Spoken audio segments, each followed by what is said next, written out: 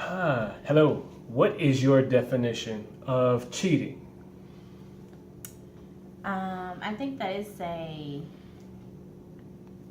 question that you should come up between your other partner of what you guys have as a definition, because everyone's definition of cheating is different.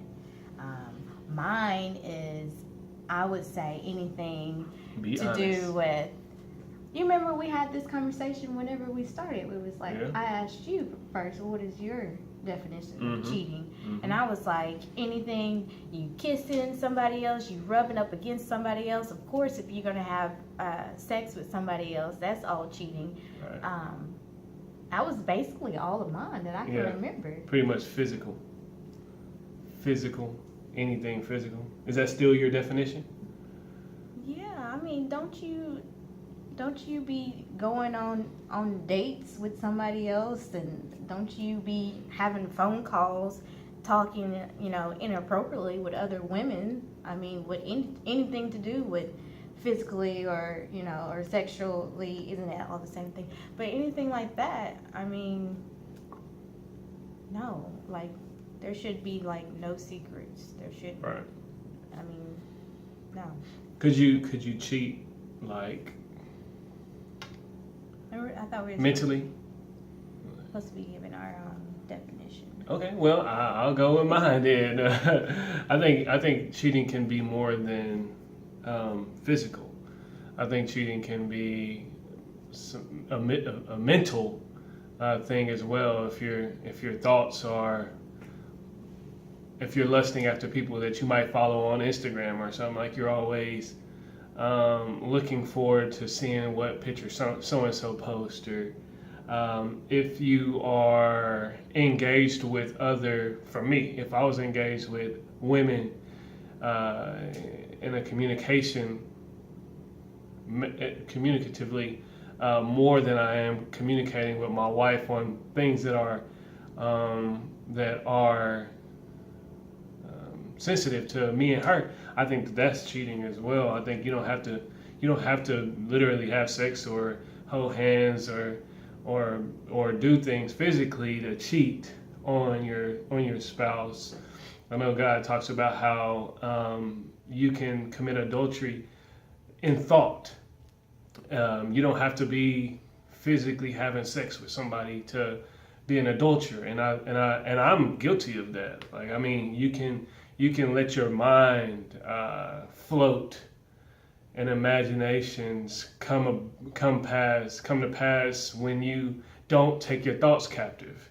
If you're going to work and you're having really, intense and emotional conversations with coworkers that that should be had with your spouse, like that's a form of cheating to me. It's not just physical. I don't say that it's just physical. I say that you can cheat on your spouse with your job. You can literally enjoy your job more than your spouse. Like I can go to work, love being at work, and come home and be miserable. And I can want to go to work every day more than I want to spend time with my spouse. To me, that's cheating on your spouse.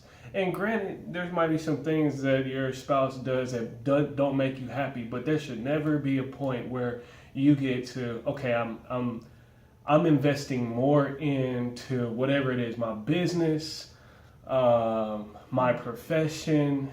A lot of dudes love cars. They like the gym. I know guys that will spend more time at the gym than they will with their spouse, and so I think it's just all about prioritizing. Yeah, for sure. That's like what I'm hearing from what you're saying. You prioritizing, like you said, your job over your wife or your family or whatever. But not saying that it's not. You can still like cars and you can still like sure. all love your job, but still prioritizing. He's saying make sure that you have all your stuff in order first. I mean, you can still love all that stuff, but you gotta have prioritizing with your spouse and with your family. For sure. And so some things that I do out of respect for my wife is to make sure that we maintain a pure standard in our relationship, right? So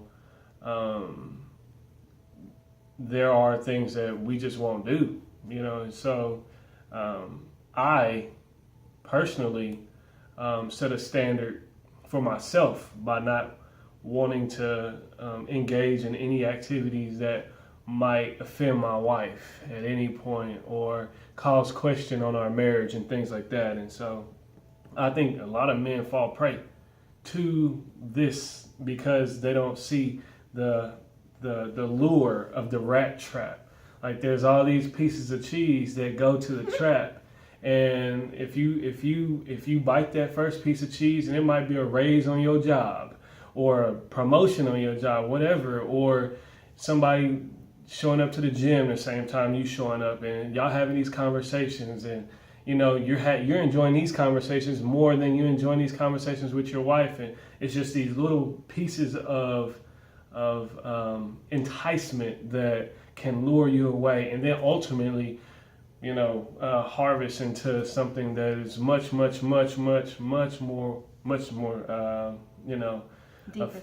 offensive, deeper, just that turmoil that comes with it. So definitely protect your relationship from, and I think that everyone needs to address this question: what is your definition of cheating?